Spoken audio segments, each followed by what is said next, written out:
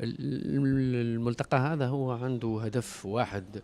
اليوم في تونس قاعدين نحاولوا بناء ديمقراطية ودولة جديدة على أسس جديدة، ولهذا معناها السجن هو مؤسسة هامة ومؤسسة خطيرة ومنسية زادة كذلك.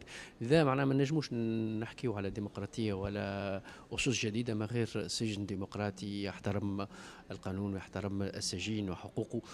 اول حاجه يلزم معناها نلقاو حل للاكتظاظ هذا، لا سور بوبولاسيون كارسيرال. اليوم 70% من السجناء التوانسه قاع ضربوا مع مضروبين على جنايات ما تستحقش الحبس. فما سور بوبولاسيون، فما سجون معناها سجناء ما عندهمش حتى اي حقوق. ولهذا يلزم احنا نحاولوا نحسنوا الوضعيه السجن. لكن المشكله في السجون ماهاش وحدها. ما نجموا اليوم نحكيو على السجون الا ما نحكيو زاد على المجله الجنائيه، لو كود بينال. يلزم لا شين بينال معناها سو ريفورم دون سو سونس لا. Et c'est une peine qui était également